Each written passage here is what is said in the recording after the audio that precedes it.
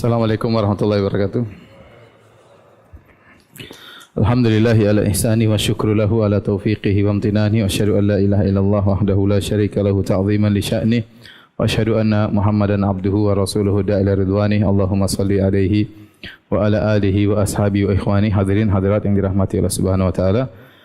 Insyaallah kita lanjutkan pembahasan kita masih pada pembahasan tentang kaidah-kaidah yang berkaitan tentang sifat. Kita pada pertemuan terakhir berhenti pada tentang landasan Ahlus Sunnah dalam menghadapi dalil yang berkaitan tentang sifat, ya.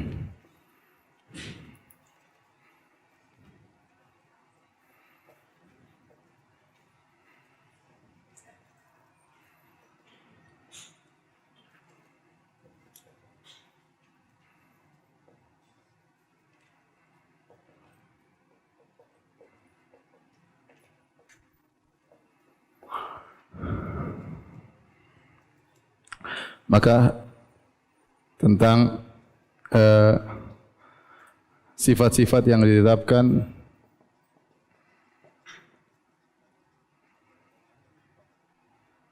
kemudian sifat-sifat yang dinafikan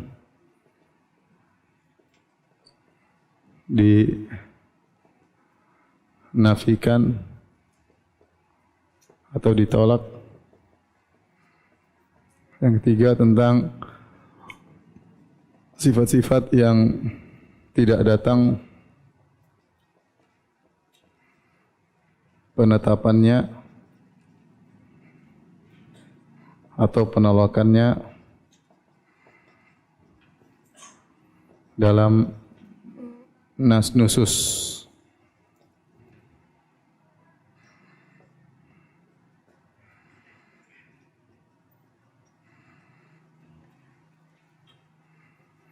Pada pertemuan lalu telah kita bahas tentang bagaimana metode Ahlus Sunnah tentang sifat-sifat yang ditetapkan. Maka kita sudah bahas tentang logika, ya. Kemudian kita bahas juga tentang perkataan tentang sifat.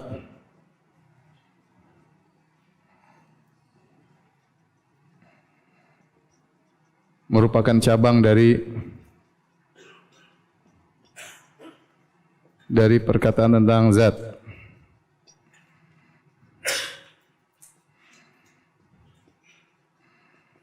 Kemudian yang ketiga yang belum kita bahas adalah bagaimana mensikapi hadis-hadis dan ayat tentang sifat. Maka jawabannya adalah imraruha kama ja'at bila kaif min ghairi ta'tilin wala tahrifin wa min ghairi takyifin wala tamsil, yaitu menetapkan zahir nas sebagaimana datangnya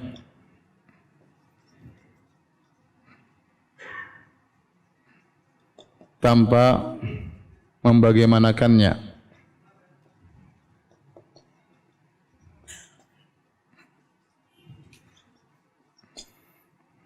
yaitu tanpa tahrif,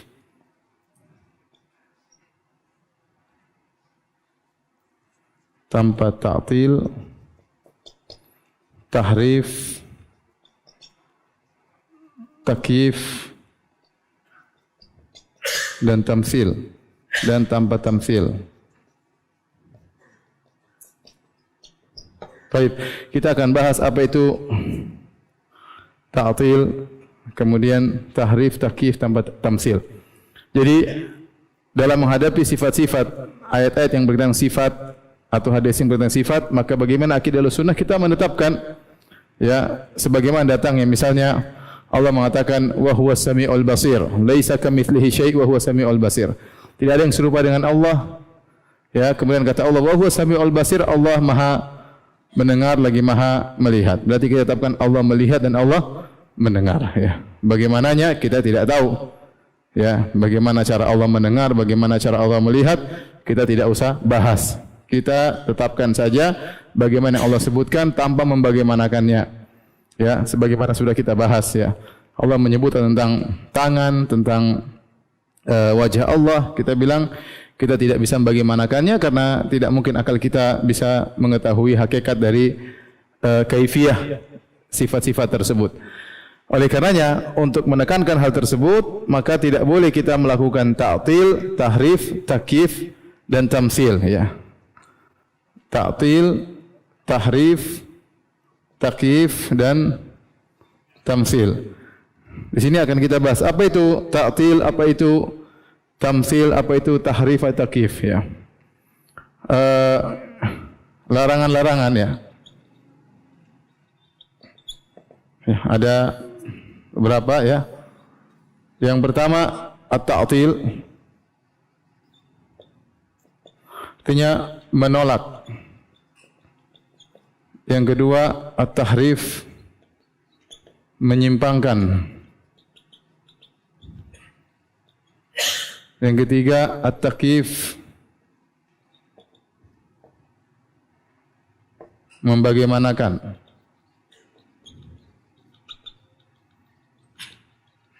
Yang keempat tamsil, memisalkan, memperumpamakan, memisalkan dengan yang ada. Tapi adapun ta'til yaitu adalah menolak. Misalnya dikatakan kepada Mu'tazilah Allah Subhanahu wa taala memiliki sifat ilmu, kata mereka tidak ada, Allah tidak memiliki sifat ilmu ya. Karena begini, karena begini, karena begini. Intinya nolak. Allah memiliki sifat tangan. Oh enggak, Allah tidak memiliki sifat tangan. Itu namanya menolak, ta'til. Maka ta'til ini adalah lebih umum ya, lebih umum karena semua orang yang tahrif, yang takyif, yang tamsil pada hakikatnya mereka menolak makna yang benar ya. Mereka menolak makna yang benar. Jadi semua orang yang keliru dalam masalah sifat semuanya mu'attil, semuanya menolak. Cuma cara penolakan mereka bermacam-macam. Ada yang dengan misalkan dengan makhluk, maka dia telah menolak makna yang benar dan dia menetapkan makna yang salah. Ada yang membagaimanakan, maka dia juga telah menolak makna yang benar dan dia membagaimanakan dengan cara yang salah. Ada yang mentahrif, menyimpangkan. Jadi ta'til sifatnya umum. Adapun tahrif maka bisa dibagi menjadi dua ya. Ya.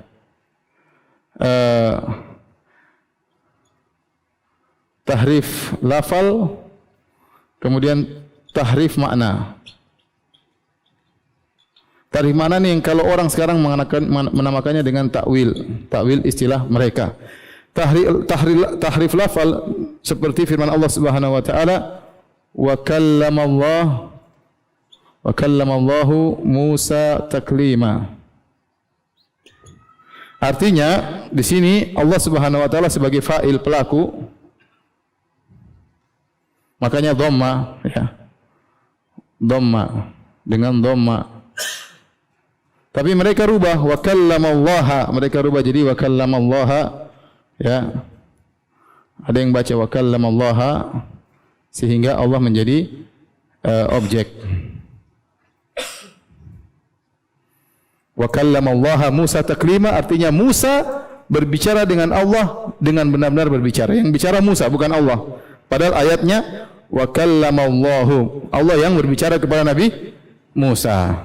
Tetapi mereka rubah hurufnya dibaca wa kallamallaha Musa taklima, yang artinya kalau bahasa Indonesia Musa yang ngomong dengan siapa? Allah. Sungguh Musa benar-benar ngomong sama Allah Subhanahu wa taala ya.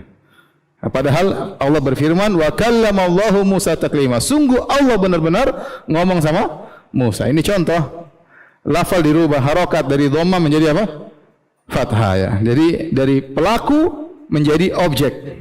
Dalam bahasa Arab demikian ya. Kalau enggak ngerti bahasa Arab ya sudah mau diapain. Baik, adapun takwil maka mereka mentakwil ya. Seperti contohnya aliyat sama dengan an-ni'mah, tangan kata mereka sama dengan nikmat atau kekuatan contohnya ya. Kemudian istiwa, mana istaula menguasai istiwa di atas. Mereka takwil maknanya menjadi apa? Menguasai. Demikian ya. Wajah misalnya mereka takwil menjadi apa? Zat dan seterusnya. Ini namanya takwil, berarti menyimpangkan apa? Makna. Paham? Menyimpangkan makna. Nah, orang yang melakukan tahrif pada hakikatnya mereka juga menolak. Itu tidak. Karena mereka menolak makna yang benar namun dengan cara tahrif. Dengan cara tahrif. Makna yang sebenarnya mereka tolak. Istiwa maknanya di atas mereka tolak. Kemudian caranya menolak dengan apa? Mentakwil. Paham? Takyif artinya membagaimanakan. Membagaimanakan ya. Membagaimanakan tanpa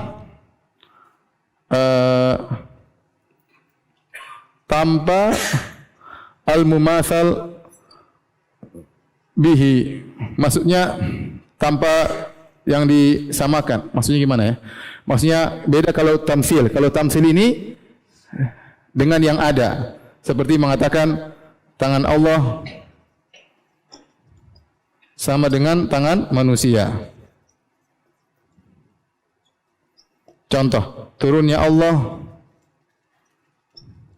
ke langit dunia sama dengan turunnya manusia dari mimbar misalnya. Ini berarti menyamakan dengan yang ada. Kalau membagaimanakan tanpa harus ada yang disamakan. Jadi misalnya mengatakan, oh tangan Allah itu begini, tanpa harus menyebutkan tangan manusia. Itu namanya membagaimanakan. Paham? Itu juga dilarang. Bisa bedakan antara membagaimanakan dengan memisalkan. Memisalkan ada yang disemisalkan, tangan Allah sebagai tangan manusia. Tapi kalau membagaimanakan, misalnya saya bicara tentang makhluk, saya bilang, oh ada makhluk begini, kepalanya sebesar gunung, ya, kemudian tangannya sepanjang pohon kelapa misalnya. Ini namanya tidak ada yang sama, cuma saya membagaimanakan. Itu semua dilarang dalam sifat-sifat Allah Subhanahu wa taala. Paham sampai sini? Maka kalau kita mau bikin himpunan, boleh kita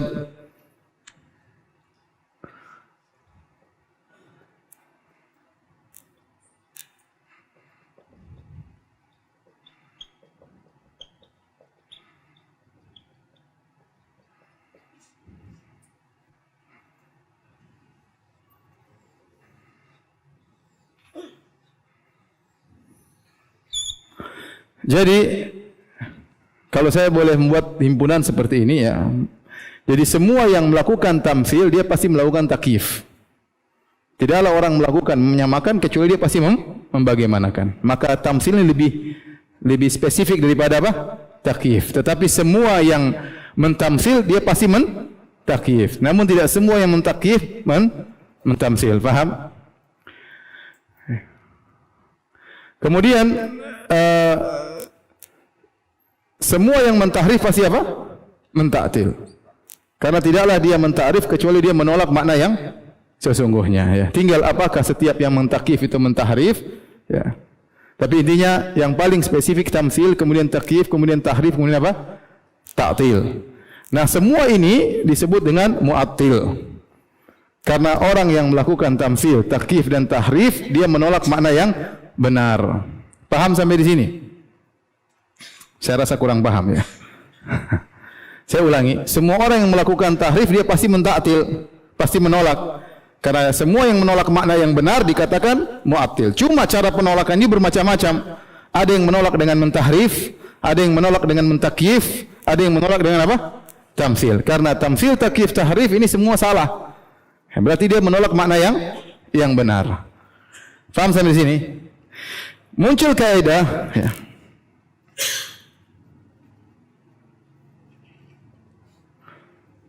Kullu mumassilin mu'attilun. Semua yang mentamsil pasti mu'attil. Dan sebaliknya kullu mu'attilin mumassil. Semua yang mentaktil pasti mumassil. Kaidah berikutnya, setiap yang menyamakan pasti dia menolak. Dan itu benar, ya, karena kalau tatkala dia menyamakan tangan Allah dengan tangan manusia, berarti dia menolak tangan Allah yang sebenarnya, karena tangan Allah yang sebenarnya bukan seperti tangan manusia. Paham? Maka setiap orang yang menyamakan pasti dia menolak mana yang benar. Sebaliknya, setiap orang yang menolak pasti dia mumassil. Kenapa? Karena tidaklah dia menolak kecuali sebelumnya dia sudah mentamsil Allah di benaknya. Sebelum dia menolak, dia pasti mentamsil Allah di benaknya. Misalnya dia mengatakan Allah tidak mungkin berada di atas. Sebelum dia menolak, dia pikir dulu. Kenapa? Karena kalau Allah di atas, harusnya Allah lebih kecil daripada langit, dan pasti Allah butuh kepada langit. Sebagaimana kita di dunia, semua yang di atas pasti lebih kecil daripada yang di bawah, dan yang di atas butuh kepada yang di bawah. Kalau yang di bawah jatuh, maka yang di atas akan jatuh. Dan itu yang diucapkan oleh Ar-Razi. Ar-Razi sebelum dia menolak sifat istiwa, dia mengatakan demikian. Kita tahu bahwasanya semua yang di atas membutuhkan yang di bawah. Seandainya yang di bawah itu jatuh, maka yang di atas ikut jatuh. Sehingga kesimpulannya Allah tidak boleh di atas langit. Karena melazimkan Allah butuh kepada langit, dan melazimkan langit lebih besar daripada apa? Allah Subhanahu wa taala. Ini semua di benaknya. Dia mentamsil Allah dengan apa? Makhluk. Setelah itu baru kemudian dia menolak. Paham? Maka setiap orang menolak sifat, sebelum dia menolak dia pasti menyamakan dengan makhluk. Dia menolak tangan. Nah, kalau Allah punya tangan, berarti tangannya sama seperti tangan saya. Kalau gitu Allah enggak punya tangan. Paham?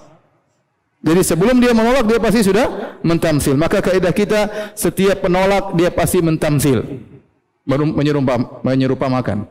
Faham? Kalau paham, alhamdulillah ya. Hapus kalau sudah. Foto dulu sebentar.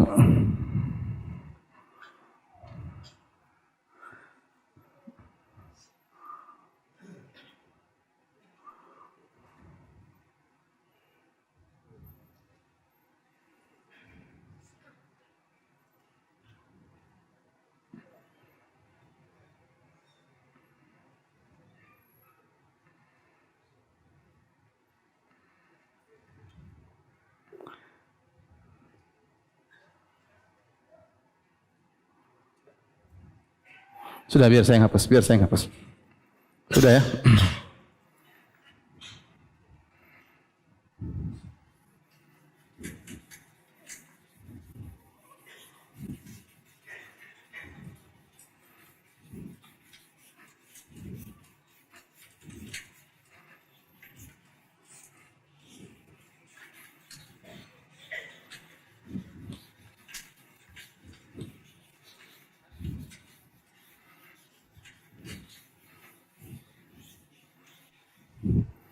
Baik, sekarang kita bahas yang kedua adalah bagaimana tentang sifat-sifat yang dinafikan atau ditolak. Ada beberapa kaidah yang berkaitan dengan bagaimana sikap Ahlus Sunnah terhadap sifat-sifat yang dinafikan atau ditolak. Beberapa kaidah. Bahwasanya yang pertama,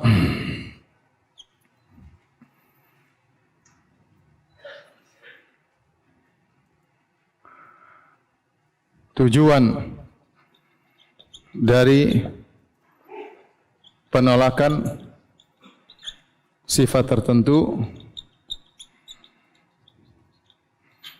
adalah untuk menjelaskan kesempurnaan lawannya. Sifat lawannya. Lawan sifat tersebut. Contoh. Allah mengatakan la ta'khudhuhu sinatu wala naum. La ta'khudhuhu sinatun wala naum. Allah tidak tidur, tidak ngantuk, dan tidak tidur. Apa tujuan Allah menolak Allah tidak ngantuk dan tidak tidur? Adalah untuk menetapkan lawannya, yaitu Allah Al-Hayyu Al-Qayyum, Maha hidup ya, dan Maha mengatur ya. Maha mengatur yang lain. Oleh karenanya Allah menolak sifat ngantuk dan tidak tidur. Ini bukan ini saja semerta-merta, tapi tujuannya adalah untuk menetapkan lawan daripada sifat ngantuk dan sifat tidur yang sempurna. Apa lawannya ngantuk dan tidur? Yaitu terjaga. Yaitu Allah Maha terjaga. Paham? Allah Maha terjaga. Jadi kaidah pertama, tujuan Allah menafikan sifat-sifat tersebut bukan sekedar menafikan, tetapi untuk menetapkan lawannya yang sempurna. Lawan dari tidur dan ngantuk adalah terjaga. Berarti Allah Maha terjaga. Al-Hayyul Qayyum, Maha hidup, Maha terjaga, ya, Maha mengatur yang lainnya. Contoh misalnya firman Allah Subhanahu wa taala, "Wa ma massana min lughub." Bahwasanya kami tidak ditimpa dengan keletihan.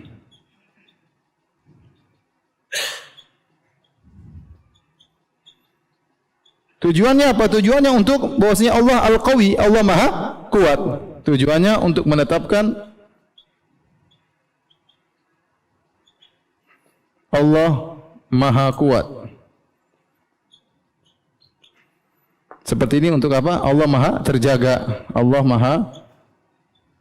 Maha hidup, terjaga, tidak tidur. Ya. Ini semua tujuan penolakan yang ada dalam Al-Quran maupun Sunnah. Oleh karenanya bukan li dzatihi tapi li ghairihi. Tujuannya bukan untuk penafian itu tujuan utamanya, tapi di balik penafian itu adalah untuk menetapkan sesuatu yang maha sempurna yang merupakan lawan dari sifat yang dinafikan. Itu maksudnya. Paham sampai di sini? Paham ya?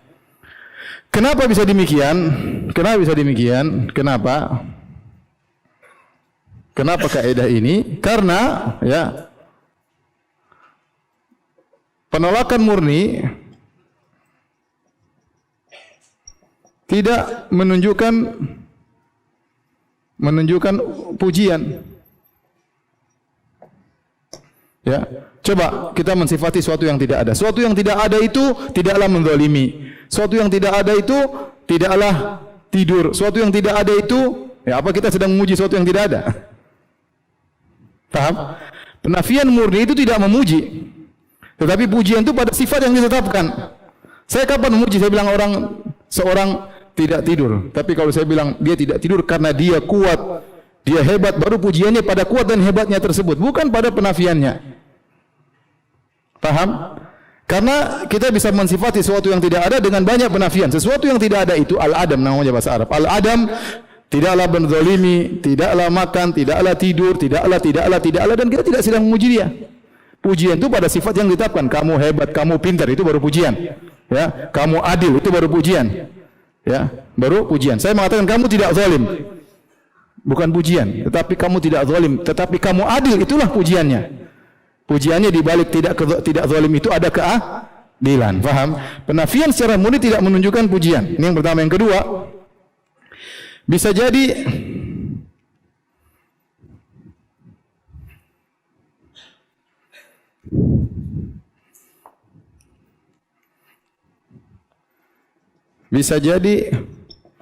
dinafikan karena tidak bisa disifati dengan sifat tersebut.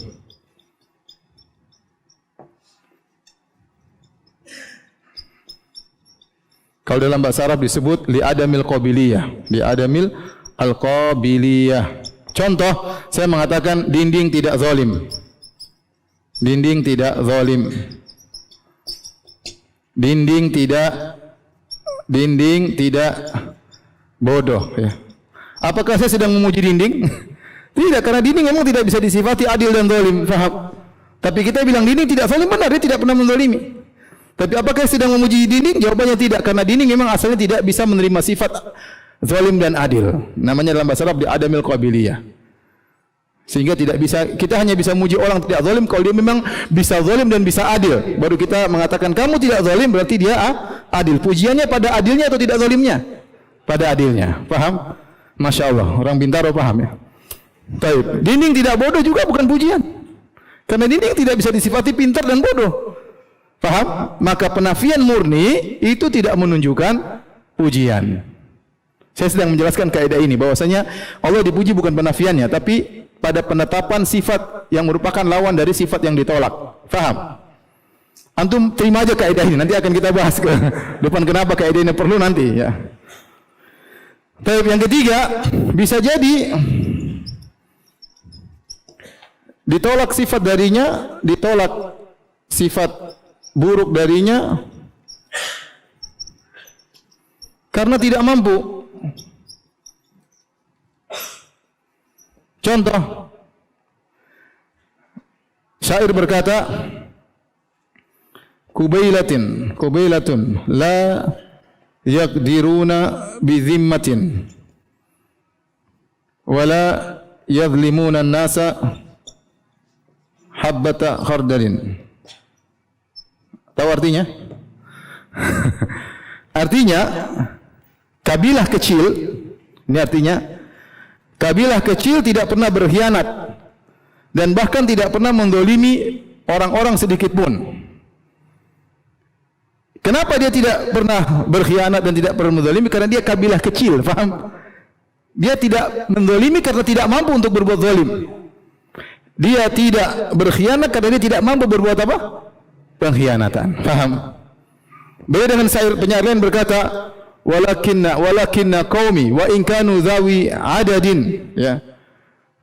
Adapun kaumku meskipun jumlah mereka banyak, ya, laisu minasyarri bi syai'in wa inhana. Mereka tidak pernah berbuat keburukan sedikit pun meskipun mudah bagi mereka untuk berbuat keburukan. Jadi maksud saya, penafian itu tidak menunjukkan pujian karena di antaranya 3 faktor ini. Karena penafian pada asalnya tidak menunjukkan pujian. Yang kedua, bisa jadi dinafikan ternyata tidak berhak menerima sifat tersebut. Yang ketiga, bisa jadi tidak melakukan sifat buruk karena tidak mampu melakukannya. Dari sini semua kita tahu bahwasanya tatkala Allah menolak suatu sifat, berarti yang dimaksud adalah apa? Penetapan lawannya. Penetapan lawannya. Paham? Ini agak berat nih ya. Baik. Kita lanjutkan. Kaidah yang kedua, ya. Bahwasanya hukum asal penafian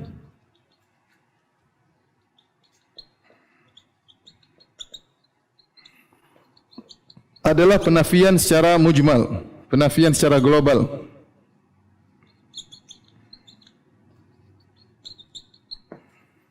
Terkadang Allah menafikan secara terperinci karena ada sebab tertentu.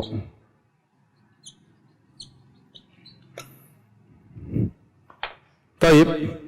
Hukum asal penafian dalam penafian adalah penafian secara global. Contoh seperti firman Allah Subhanahu wa taala, ini contohnya kata Allah Subhanahu wa taala, laisa kamitslihi syai'. Tidak ada sesuatu pun yang serupa dengan Allah. Penafiannya global. Tidak ada yang serupa dengan Allah. Ini lebih hebat dalam pujian. Tidak ada yang serupa dengan apa? Allah Subhanahu wa taala. Contohnya walam yakun lahu kufuwan ahad. Lahu kufuwan ahad. Tidak satu pun serupa dengan Allah. Contohnya hal ta'lamu lahu samiyya. Apakah kau tahu ada yang serupa semirip dengan Allah? Jawabannya tidak. Tidak ada, ya. Contohnya lagi misalnya fala tadribu lillahil amsal.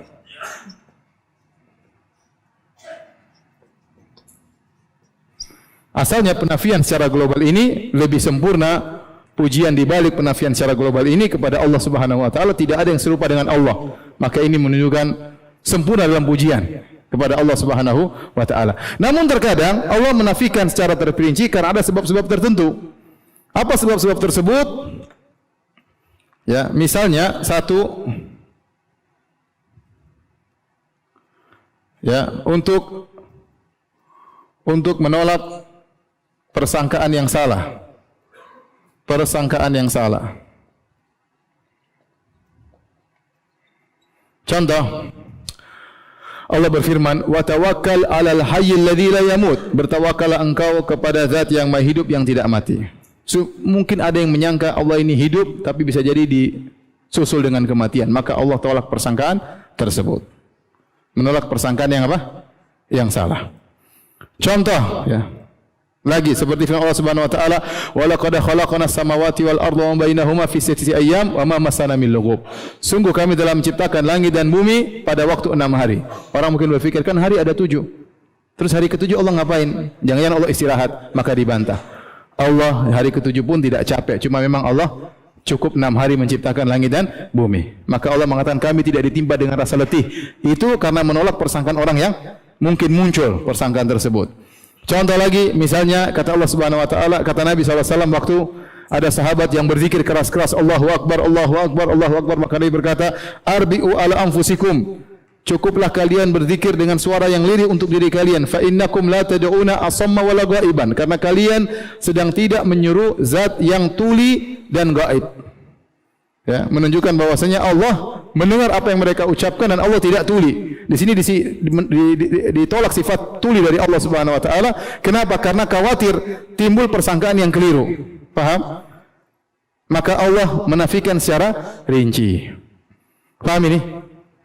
Yang kedua, ya, untuk membantah tuduhan yang keliru terhadap Allah. Ya. Seperti tadi orang-orang Yahudi mengatakan Allah capek pada hari Sabtu. Maka Allah bantah, "Wa ma massana min lughub." Kami tidak ditimpa dengan keletihan. Kenapa orang-orang Yahudi mengatakan Allah Subhanahu wa taala pada hari Sabtu istirahat? Ya, istirahat, ya. Makanya sudah saya sampaikan orang-orang Yahudi akhirnya hari Sabtu tidak mau bekerja sebagai bentuk solidaritas kepada Allah Subhanahu wa taala. Allah tidak kerja, mereka sok kerja, tidak boleh ya. Terus yang ketiga, ya,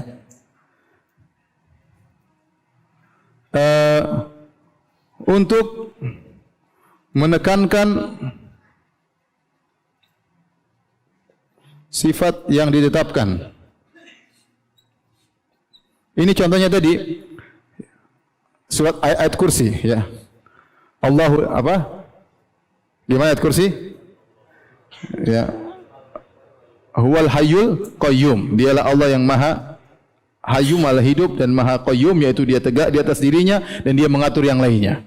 Kemudian Allah mengatakan la ta'khudhuhu sinatu wala naum. Allah tidak ngantuk dan tidak tidur, untuk menekankan sifat al-hayyu dan al-qayyum. Maka Allah menafikan untuk menekankan sifat sebelumnya. Contoh seperti dalam hadis kata Nabi sallallahu alaihi wasallam dalam hadisnya, "Antal awwalu wa laisa qablaka syai'." Ya Allah, sungguhnya engkau adalah yang maha awal. Kemudian Allah menafikan, dan tidak ada sebelum engkau sesuatu pun. Ini untuk apa? Untuk menekankan Allah maha awal. Wa antal akhiru, dan engkau adalah yang maha akhir. Wa laisa ba'daka syai', dan tidak ada setelah engkau yang ada setelah engkau. Ini penafian ini untuk menekankan sifat antal akhiru. Wa anta zahiru, engkau yang maha zahir. Wa laisa fawqaka syai', tidak ada satu pun yang di atas engkau. Engkau yang zahir, engkau yang paling atas. Wa antal batin wa laisa dunaka syai', dan engkau yang paling batin, artinya engkau yang paling mengetahui segala yang tersembunyi, tidak ada yang lebih mengetahui daripada engkau. Maka ini contoh datang penafian untuk menekankan sifat sebelumnya. Ini penafian secara terperinci. Mana, sudah hang belum?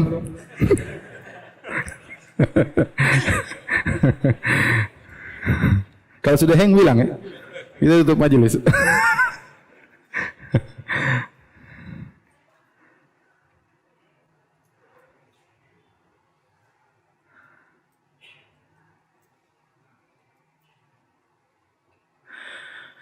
Kemudian kaidah berikutnya,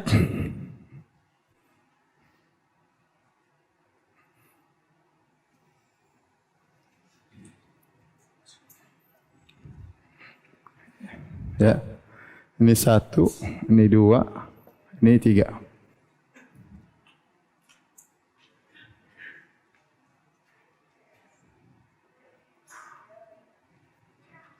Yang ketiga, kita tidak menafikan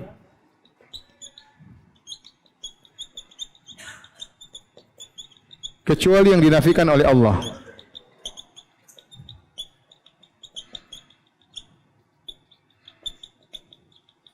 Pada asalnya ya, pada asalnya. Pada asalnya kita tidak menafikan kecuali yang dinafikan oleh Allah Subhanahu wa taala. Ya, maka tidak perlu kita menafikan Ya. Ini masih ada satu ya. Yang keempat, untuk mengancam. Seperti firman Allah Subhanahu wa taala, "Wa ma rabbuka bighafilin amma ta'malun." Sungguhnya Allah tidak lalai dari apa yang kalian lakukan. Allah tidak lalai. Ini penafian. Kenapa Allah sebutkan Allah tidak lalai dalam rangka mengancam? Jangan kalian sangka Allah lalai dari perbuatan kalian ya. Taib, asalnya kita tidak menafikan kecuali dinafikan oleh Allah Subhanahu wa taala. Kita menafikan sifat sina, wan naum dan lugub ya. Ini semua kita nafikan. Al-asam ya, kita nafikan sifat-sifat yang datang dalam nas-nas dinafikan oleh Allah Subhanahu wa taala. Kita tidak berlebar-lebar dalam hal ini. Tetapi kalau ada penafian yang memang bertentangan dengan sifat-sifat Allah, maka boleh kita nafikan. Tapi itu bukan hukum asal. Contoh, dalam hal ini tadi yang sudah kita nafikan, contohnya apa? Sifat apa? Ngantuk. Terus apa? Tidur, letih, apa lagi? Zalim, ya. Lalai. Ini semua datang dalam apa? Nas.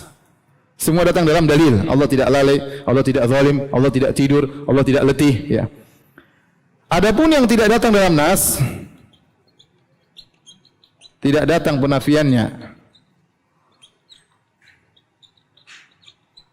dalam nas, maka dilihat terlebih dahulu.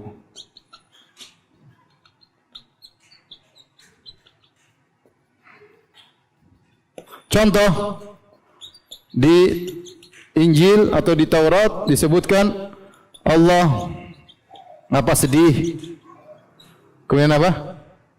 Menangis, ya. Kemudian apa? Menyesal. Ini dalam Taurat atau di Injil disebutkan sifat ini. Allah sedih, Allah menangis, Allah apa? Menyesal. Kita tatkala ditanya, apakah Allah sedih? Apakah Allah menangis? Allah menyesal? Kita bilang enggak. Kita menafikan, ya. Meskipun tidak ada dalilnya. Kenapa? Karena ini bertentangan dengan sifat-sifat Allah Subhanahu wa taala. Seperti Allah Al-Qawi, Allah Maha Kuat. Ngapain Allah sedih? Ngapain Allah apa? Nangis. Kemudian menyesal. Ngapain Allah menyesal? Allah sudah tahu apa yang Allah kerjakan, ya. Menyesal itu kalau tidak tahu apa yang dia kerjakan, salah ternyata. Saya menyesal. Ternyata tidak benar, ya, misalnya. Ya, saya kira dia cantik, ternyata matre, misalnya. Menyesal. Misalnya, ya. Maka ini contoh, kita boleh tolak setelah kita timbang dengan dalil-dalil yang ada. Taib. Saya anggap antum paham, ya.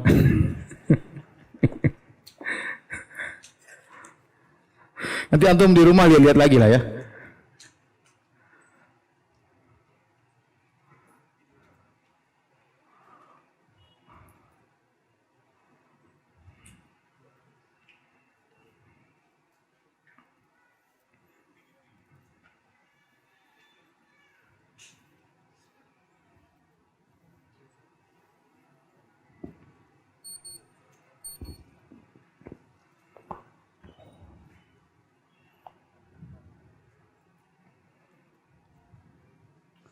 Logika ini hukum asal dalam Ahlus Sunnah dalam memuji Allah dengan sifat-sifat yang ditetapkan, bukan sifat dicela.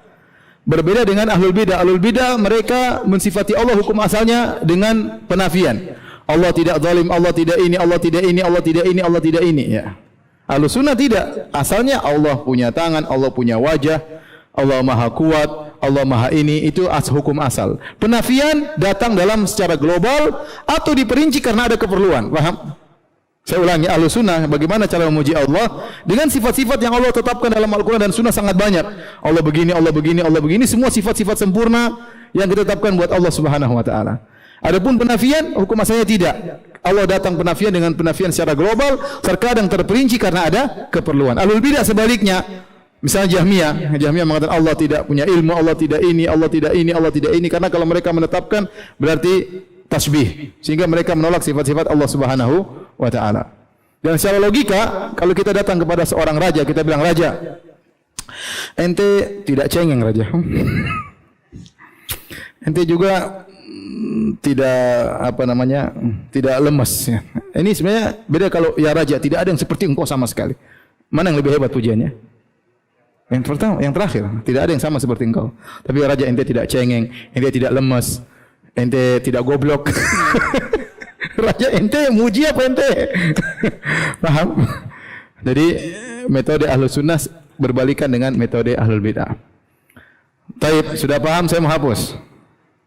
Sudah difoto? Ya.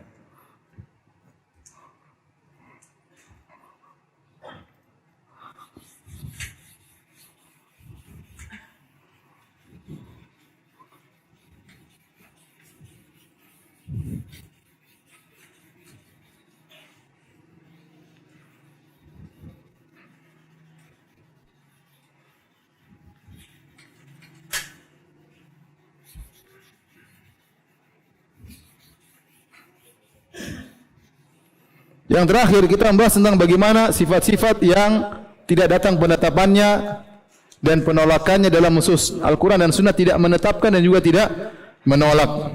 Ya, maka disebut dengan al-alfaz al-mujmalah. Itu lafal-lafal yang mujmal. Mujmal maksudnya tidak jelas. Mujmal itu tidak jelas. Ya, karena tidak dinafikan dan tidak ditetapkan oleh Al-Quran dan Sunnah. Tidak dinafikan, tidak ditetapkan. Bagaimana mensikapinya? Bagaimana mensikapinya?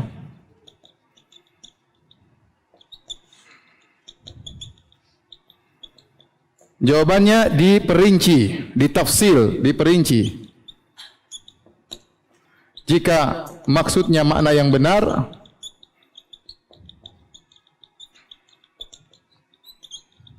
maka diterima.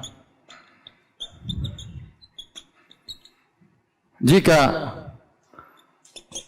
maksudnya makna yang batil, maka ditolak. Contoh, ya. Contoh.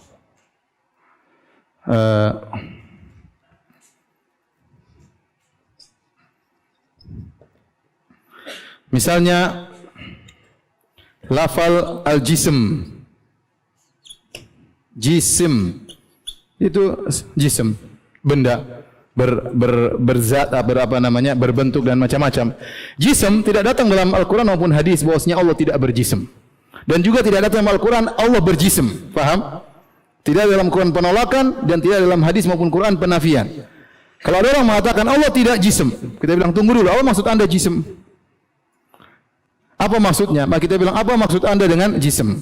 Kalau maksudnya jisim adalah badan yang berdaging dan bertulang,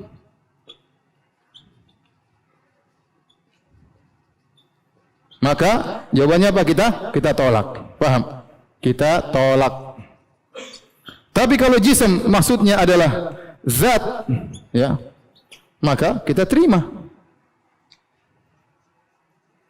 Apa maksud Anda berjisim? Kalau berjisim maksudnya Allah memiliki zat, ya benar, Allah berjisim. Ya. Allah berjisim. Paham? Contoh misalnya yang kedua, misalnya adalah al-jihah. Kata mereka Allah tidak berjihah. Allah tidak berjihah. Allah tidak berjihah. Berjihah itu maksudnya arah, ya. Kita bilang, tunggu dulu, apa maksudnya? Apa maksudnya Allah tidak berarah? Kalau maksudnya bahwasanya Allah, ya, dinaungi oleh langit, ya, atau ruang hampa misalnya, maka ini kita tolak. Kita tolak karena Allah Subhanahu wa taala Maha, Allahu Akbar. Tidak ada yang di atas Allah Subhanahu wa taala dan tidak ada yang menaungi Allah Subhanahu wa taala. Alam semesta sangat kecil bagi Allah, kata Allah Subhanahu wa taala, wal ardu jami'an qabdatuhu yaumal qiyamah. Bumi seluruhnya di dalam genggaman tangan Allah Subhanahu wa taala, di dalam genggaman tangan Allah. Was samawati, langit yang begitu besar, tujuh tingkatan, matwiyatun bi yaminih, dilipat dengan tangan kanan Allah. Paham? Ini alam semesta ini kecil di sisi Allah Subhanahu wa taala. Bagaimana kemudian kita bilang Allah diarah, berarti Allah diliputi, ada arah yang meliputi Allah dari atas dan bawah? Enggak. Kita bilang kalau maksudnya Allah diarah, Allah diliputi oleh arah, maka kita tolak. Paham? Tapi kalau maksudnya jihad, Maksudnya Allah Maha tinggi di atas seluruh makhluknya,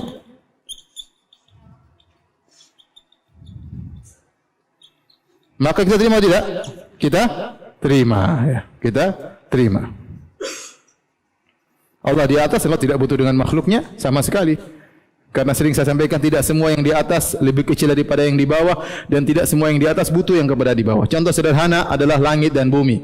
Langit lebih besar daripada bumi, padahal dia di atas. Dan langit tidak butuh kepada bumi, padahal langit di atas. Allah demikian juga. Allah di atas langit dan Allah di atas bumi. Inna Allah yumsikus samawati wal arda an tazula. Allah yang memegang langit dan bumi agar tidak bergeser, agar tidak rusak.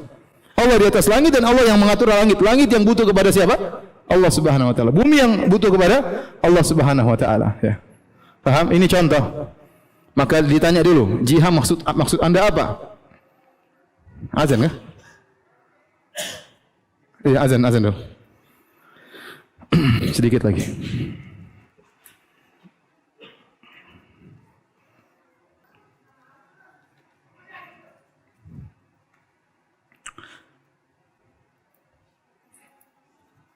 Baik, contoh yang ketiga, ya. Misalnya at-tasbih. Itu Allah tidak tasbih dengan makhluknya.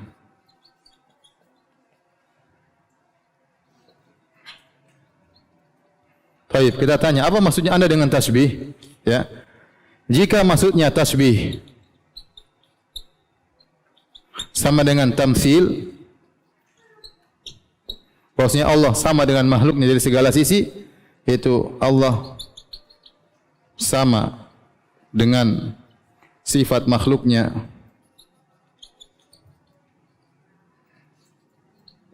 dari semua sisi, maka kita tolak. Tapi kalau maksudnya tasbih sama dengan menetapkan sifat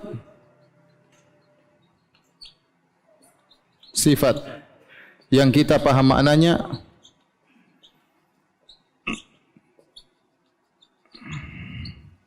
tanpa membagaimanakannya,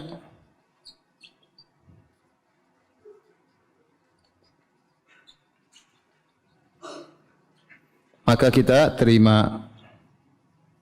Ya, makanya orang-orang ahlul bidah menamakan ahlus sunnah dengan musyabbihah, tukang tasbih. Ya, bilang Allah punya tangan, kita bilang iya, Allah punya tangan, kita juga punya tangan, tapi tangan berbeda, tidak sama, ya. Kalau ente bilang tasbih maksudnya tangan Allah dengan tangan kita sama, ya kita tolak.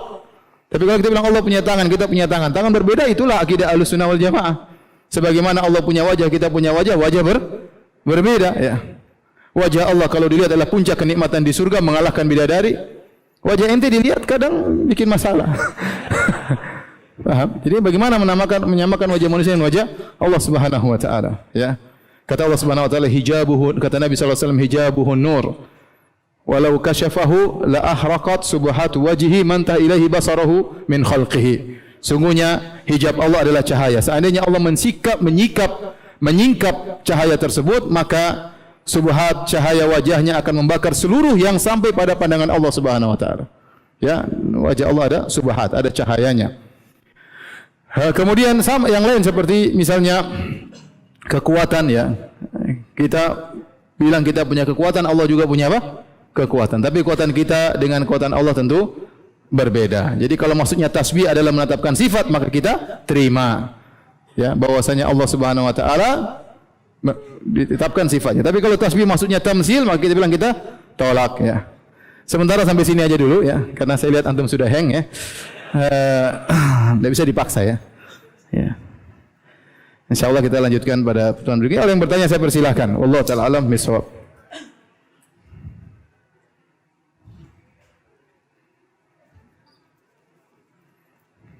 Silakan. Belum. Sudah. Tadi sudah diingatkan. Nanti. Ya, belum dibahas tafwid, belum dibahas macam-macam takwil nanti. Ada yang bertanya? Saya mau cerita dulu, ya. Saya mau cerita. Jadi disebut dalam hadis yang sahih, Luqman Al-Hakim yang Allah sebut dalam surat Luqman. Ya. Sudah saya pernah cerita ya? Belum ya? Jadi Luqman Al-Hakim, dia hidup di zaman Nabi Daud alaihissalam. Kemudian dia melihat Nabi Daud sedang membuat baju perang besi, dia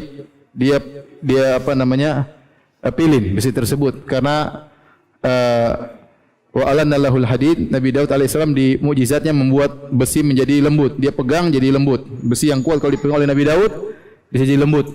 Seperti tanah liat, mudah diolah oleh Nabi Daud alaihissalam. Waktu Luqman melihat Nabi Daud sedang membuat sesuatu, Luqman mau bertanya, tapi hikmah yang dia miliki membuat dia tidak bertanya. Dia tahan. Ternyata benar, setelah Nabi Daud selesai bikin, dia mengatakan, ni'mat dira' hadhihi. Sebaik-baik baju perang adalah yang saya buat ini. Tadinya Luqman mau tanya, ini buat apa? Tapi dia hikmahnya membuat dia diam. Ternyata Nabi Daud menjawab sebelum dia bertanya. Paham? Jadi ada orang hikmah jangan tukang tanya ya. Tunggu dijawab dulu, nanti satu saat mungkin dijelaskan. Jangan buru-buru maksudnya. Paham? Paham tidak? Saya nggak tahu orang Bintaro paham tidak? Itu sindiran yang vulgar. Jadi tidak semua, banyak kali karena berulang-ulang dalam permasalahan. Nanti belum dibahas sudah ditanya ya. Misalnya tanya tentang bicara tentang Nabi Yusuf, kemudian baru setengah penjelasan Ustaz Nabi Yusuf atau Nabi Yusuf matinya bagaimana? Belum, masih awal. Baru cerita awal sudah tanya bagaimana matinya. Sabar ya akhi. Mungkin matinya seri keempat, seri kelima, sabar. Tapi pertanyaan berikutnya, bagaimana kalau kita mempunyai Al-Quran dengan terjemahan yang ditakwil? Apakah masih boleh membaca memahami artinya atau bagaimana cara mensikapinya? Ya, kita tahu terjemahan tersebut apa? Keliru. Itu aja penting. Kalau kita cari terjemahan yang lebih baik, ada alhamdulillah. Kalau enggak mungkin kita kasih tanda. Mau kita coret boleh, bahwa sini takwil sebagai peringatan ya. Suatu saat kalau kita baca lagi atau anak kita baca lagi tahu ini adalah apa? Takwil. Di terjemahannya kita coret misalnya. Ganti dengan makna yang benar. Ada lagi yang bertanya? Ya.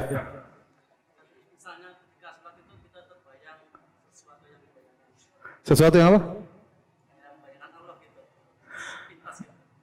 Ya salah, berarti bayangannya keliru. Kata Allah, laisa kamitslihi syai'. Tidak ada satu pun yang serupa dengan Allah. Apa yang pun kita bayangkan pasti keliru. Yang kita perlu bayangkan adalah keagungan Allah Subhanahu wa taala.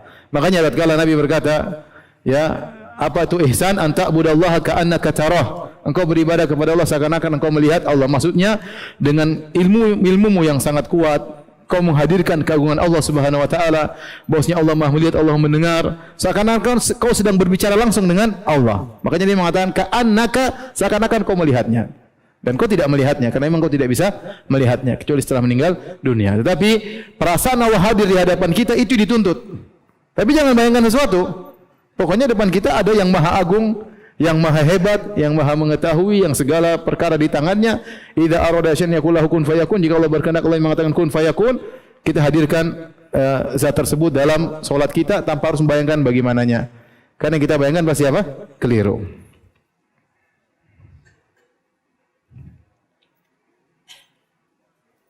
Ustaz, mohon berikan motivasi kepada kami yang mengamalkan sunnah berjenggot dan celana cingkrang. Karena saat ini sedang terfitnah gara-gara adanya suatu peristiwa. Ya sabar ya. Antum menunjukkan bahwasanya jenggot dan cingkrang itu orang yang ramah ya. Orang yang ramah ya. Bukan orang yang sangar, ramah dengan sama ya. Jangankan dengan sama muslim, terkadang kita bertetangga dengan orang kafir pun kita ramah ya. Dan itu dilakukan oleh Nabi SAW. Bagaimana Nabi ramah ya, bahkan terhadap orang yang berbeda agama ya, apalagi sama muslim. Tatkala kita menyampaikan kebenaran tanpa harus kita ribut, tanpa harus kita maki-maki ya. Bahwasanya ahlu sunnah sebagaimana perkataan Syekh Islam Taimiyah, ahlu sunnah a'lamun nasi bil haq wa arhamuhum bil khalq dalam minhajus sunnah nabawiyah. Ahlu sunnah wal jamaah adalah orang yang paling mengerti tentang kebenaran dan yang paling sayang kepada sesamanya, kepada sesama manusia. Bagaimana sikap kita terhadap ustadz yang mensifati Allah dengan nama keren, maha romantis? Nah ini kita bilang kalau menurut kaidah ini sebaiknya kita jauhi, tidak usah kita bilang maha keren, khawatir ya makna tersebut tidak mewakili yang dimaksud. Seperti innallaha jamil, Allah Maha indah. Ya, apakah keren sama dengan indah atau ada konotasi yang lainnya? Ya, itu yang jadi masalah. Ya, itu yang jadi masalah. Ya, seperti Allah dikatakan Allah mesra, ya repot ya. Mesra ini khawatirnya ada konotasi yang buruk. Yang lebih selamat kita menggunakan lafal-lafal yang datang dalam Al-Quran dan hadis Nabi sallallahu alaihi wasallam ya. Jadi kita menjauhi lafal-lafal yang tidak jelas ya. Allah Maha romantis misalnya. Allah Maha apa? Romantis. Romantis kesannya adalah seorang suami dengan apa? Istrinya. Yang saya tangkap makna romantis itu apa? Antara suami dengan apa? Istri ya. Kita enggak bilang romantis antara kakak dan adik ya. Antara guru dengan murid, saya tidak katakan Ustaz Firanda romantis sama muridnya, enggak. Romantis itu Ustaz Firanda sama istrinya, itu baru romantis. Nah, khawatir ada makna di balik ini, makna yang bisa disalah pahami. Ya. Maka sebaiknya kita tinggalkan lafal-lafal yang tidak jelas kepada lafal-lafal yang jelas. Itu lebih selamat, apalagi kita berbicara tentang Allah. Karena di antara dosa paling besar wa antaqulu 'alallahi ma la ta'lamun. Kau berbicara tentang Allah dengan ilmu yang kau tidak miliki ilmunya. Itu dosa besar.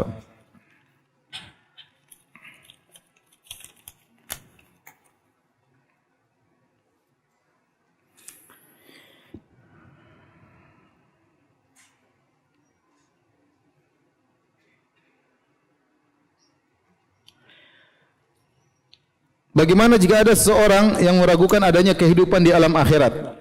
Apakah dia tergolong kafir karena masih ragu dengan adanya kebangkitan setelah kematian? Padahal dia sendiri melaksanakan solat dan Islam agamanya. Ya, ini bahaya. Ini berarti tidak beriman dengan rukun iman yang kelima. Ya, iman bil yaumil akhir, tentang hari kebangkitan. Maka harus dijelaskan. Ya, dijelaskan kepada dia. Ya, yang kita jelas kita harus punya dalil. Ya, sebutkan dalil. Kita pelajari apa itu iman bil yaumil akhir. Kita terangkan kepada dia secara dalil, secara nakli, secara akli, secara dalil, secara logika. Karena sangat logis bahwasanya mungkin terjadi hari kiamat, hari kebangkitan. Maka kita perlu belajar untuk menjelaskan kepada dia agar dia terhindarkan dari kekufuran tersebut. Demikian saja kajian kita. Subhanakallah bihamdik asyhadu an la ilaha illa anta astaghfiruka wa atubu ilaik. Assalamualaikum warahmatullahi wabarakatuh.